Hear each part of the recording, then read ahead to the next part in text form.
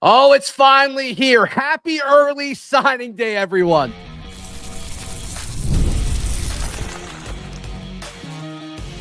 You are Locked On Auburn, your daily podcast on the Auburn Tigers. Part of the Locked On Podcast Network, your team every day. Yes, welcome on into Locked On Auburn, your daily Auburn Tigers podcast. I'm your host, Zac Blackerby, and thank you so much for making Locked On Auburn your first listen every single day. We're dapping it up with the Darrell Dapprich, Montgomery radio legend. Happy early signing day to everyone. We'll talk about Auburn basketball taking on Duke tonight. We'll also talk about the top flip targets that are happening today. But I do think it's important, Darrell, to focus on some of these guys, especially in light of the Nate Marshall news yesterday, him flipping from Auburn to Michigan. I did a reaction show on that yesterday if you want more on that. But Darrell, like, a lot of these guys have been committed for a long time, and they've been rock solid, and they've visited Auburn as much as they can, and they've helped build out this class and take a lot of pride in this class. And I think it's important that we take a second as like, okay, a lot of these guys are like, they're all signing today.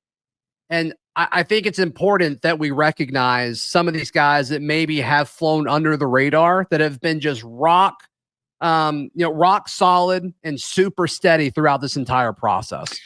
It's a great point, because sometimes signing day feels like an afterthought now with all the hype of commitment videos and commitment graphics. But let's not lose sight in the fact that it's not as important as when they put pen to paper, first of all. Second of all, I love the fact that it's in December, because it does feel like Christmas, right? Early Christmas with early signing day.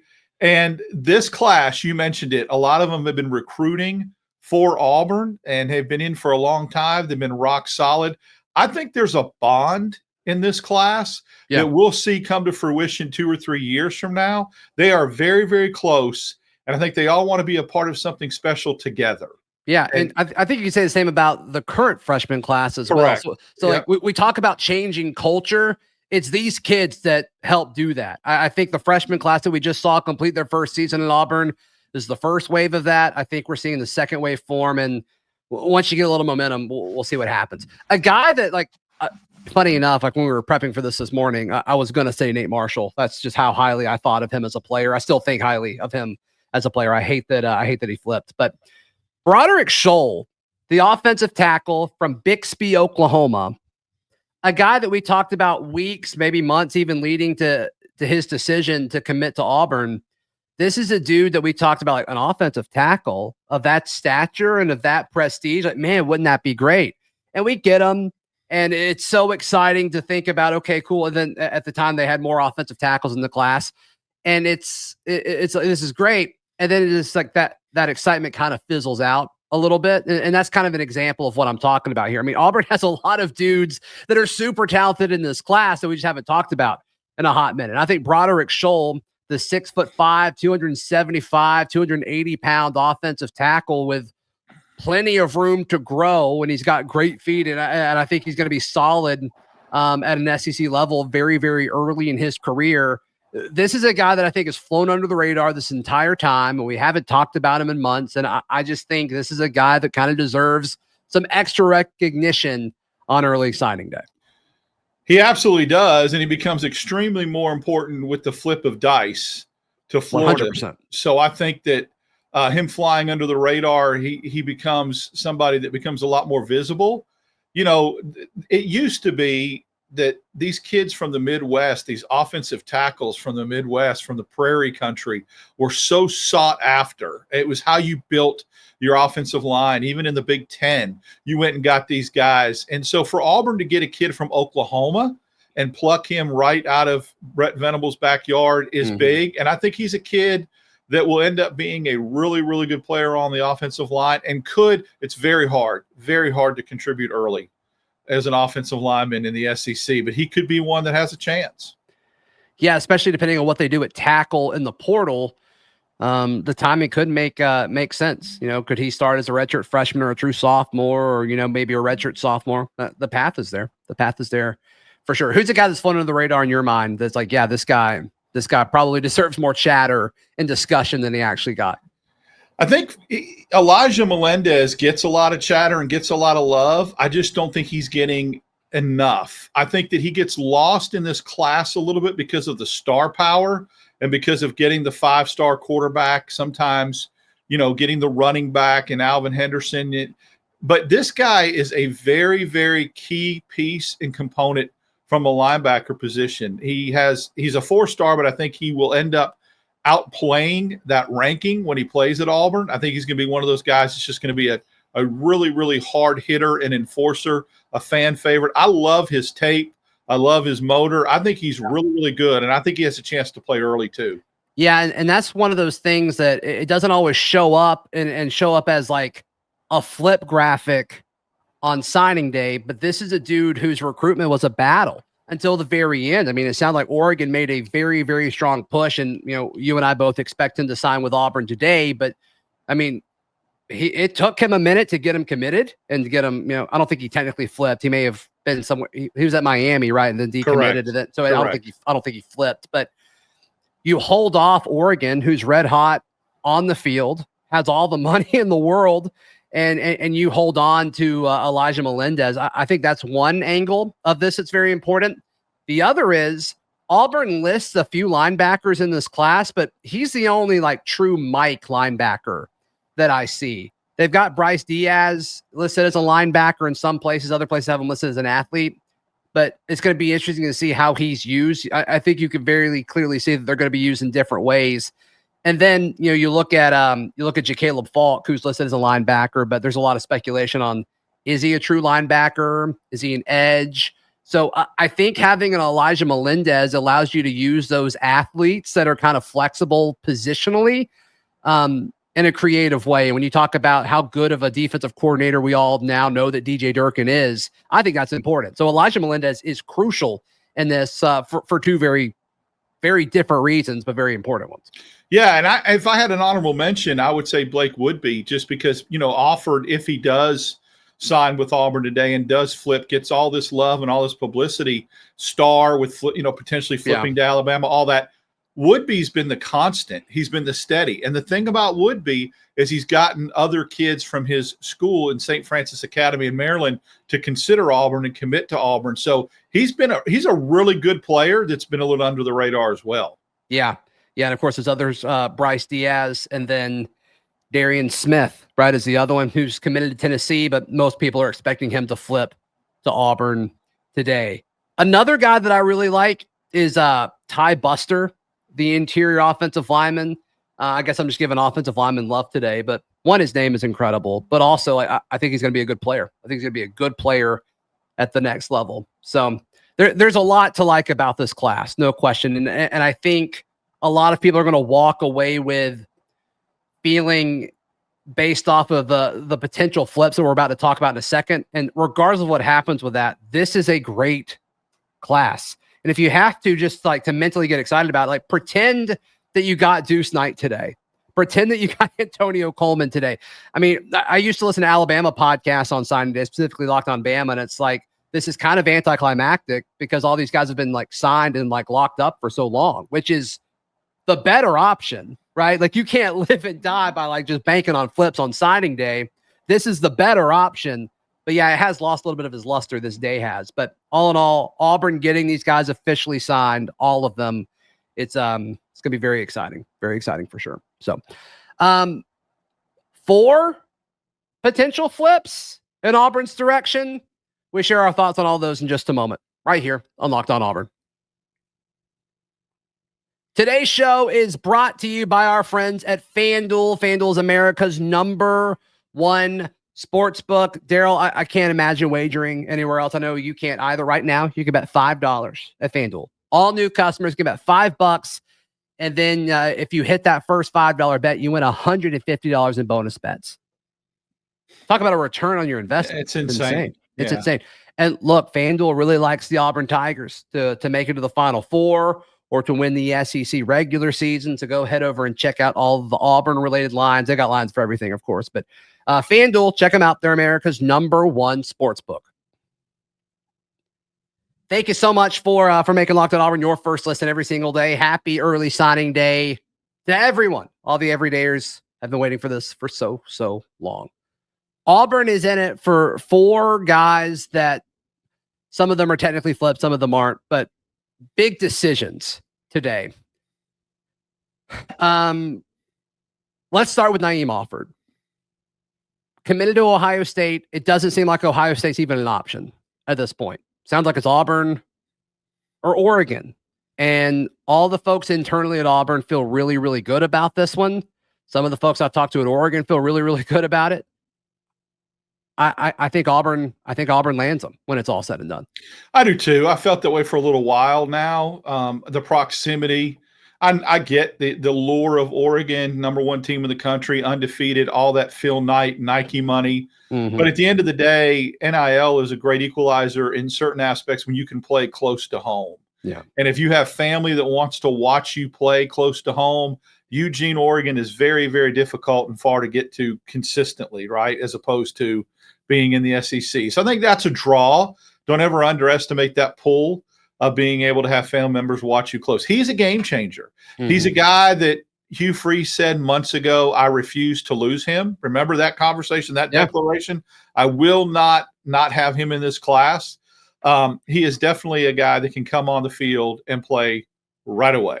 And he's probably one of the reasons why Donovan Starr, to be honest with you, whatever happens, whatever Starr decides to do today, because we're hearing some reports that maybe later that he signs, he's probably waiting to see what Offord does. And I get it. These kids want to play and they want to play right away. So if he signs and flips to Auburn today, it's one of the bigger gets in Auburn football history as far as a recruit in the defensive backfield, period. Auburn's had some good DBs, no question about it.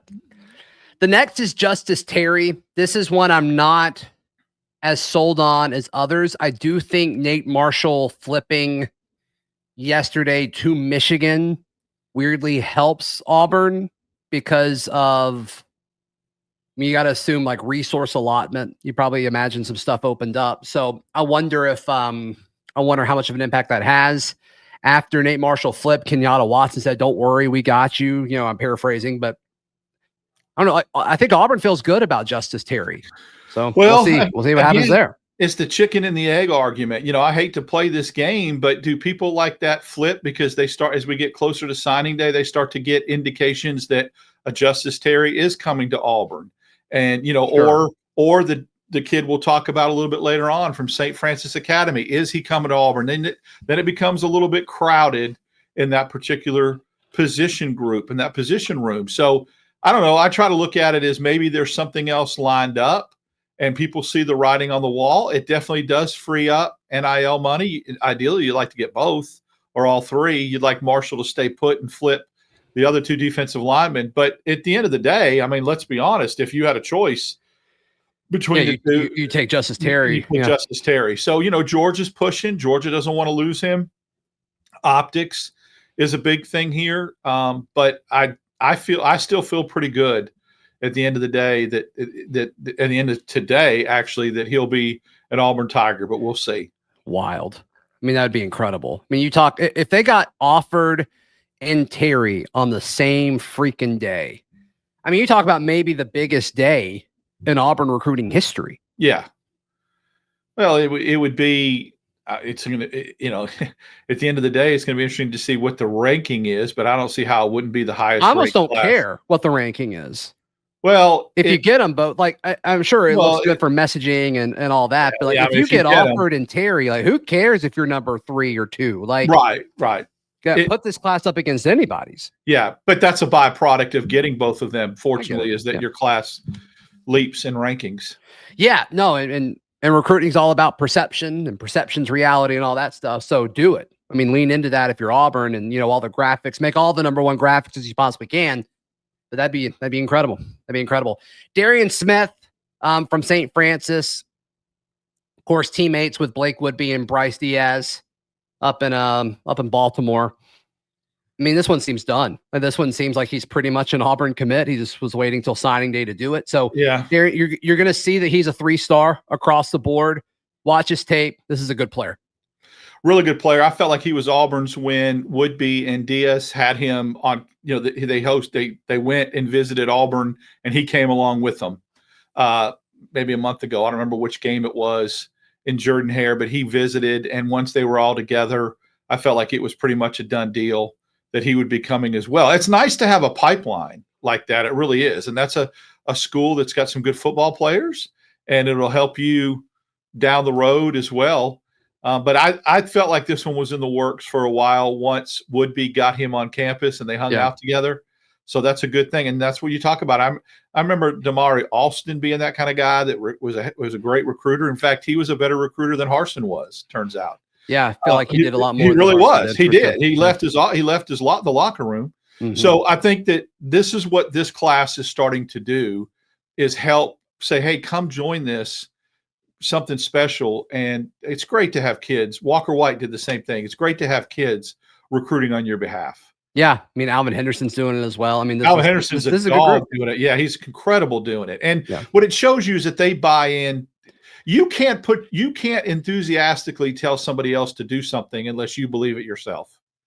And so the fact that these kids do, it speaks volumes to me. It makes me feel a little bit better about, enthusiastic off a disappointing season about what's to come.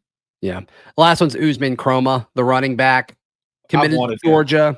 Yeah, I've wanted him so bad for so long to be in this Auburn class. He's a different type back, size-wise and speed-wise. I love Alvin Henderson. He's special. He's special. This is another one where I want to be wrong so bad, but I just don't see him. I don't see him flipping from Georgia. I feel less confident about him than I do Terry, and I just think it's a matter of Georgia feeling like they really cannot afford to lose both. The optics of that, losing both of those kids to Auburn. And I wonder if, the fact that he plays a little bit different position that's a little bit under the spotlight. I don't know what Georgia's numbers are in the way of defensive tackles as opposed to running backs. I do know that Nate Frazier is a freshman.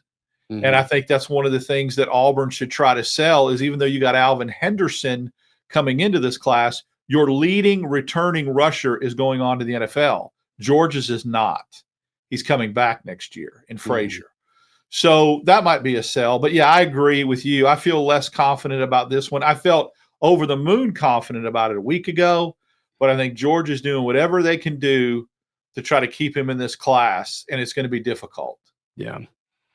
Rank the likeliness of the guys flipping. So, obviously, Darian Smith is the most likely. Yeah. I would go Darian Smith, Naeem Offord, Usman Kroma, and Justus Terry. Yeah. I'd flip 3 and 4. 1 and 2, I agree with you, but I would put Terry as 3 and Kroma as 4, where you have the other. And if you get any 3 of those today, that's a win. Absolutely. That's a win.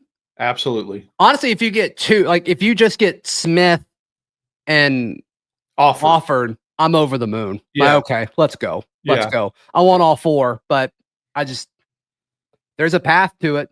If they can pull it off, goodness gracious. After what we just saw on the field in the Iron Bowl, and they pull that off, best recruiter in college football. You got to give it to you. You think about how insane that defensive backfield could be next year.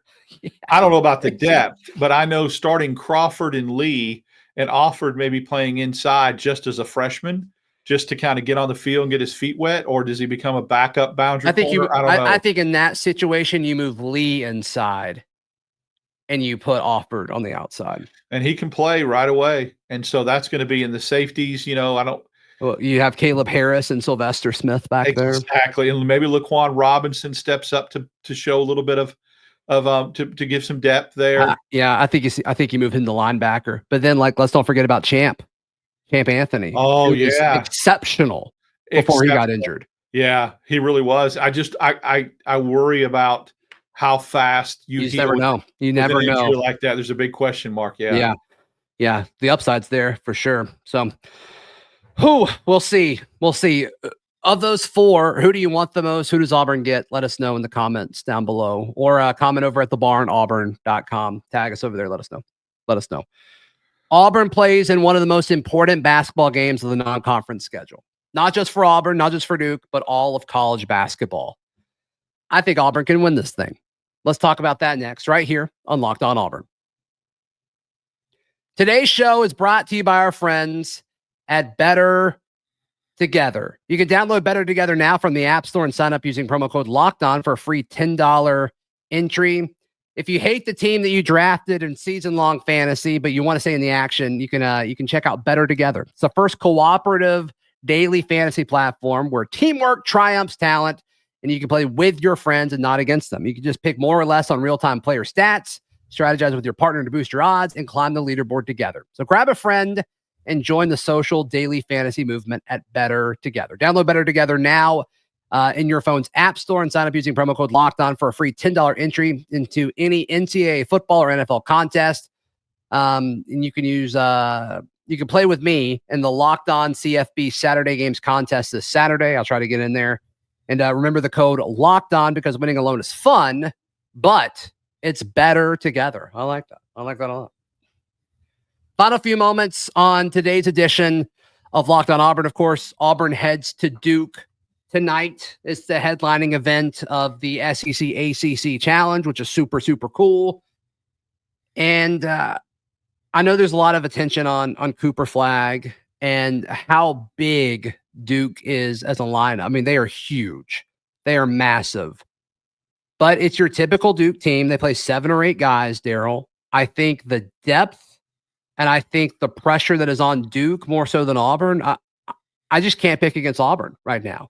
Auburn has given me nothing where I can pick against them, and I will pick Auburn to win every game for the foreseeable future. Well, it's going to be one of the biggest games of the college basketball season, not for Auburn, not for Duke, just period. It's electric. Kansas, Kentucky, or Duke, Kentucky earlier on just because of name recognition, but this will surpass this.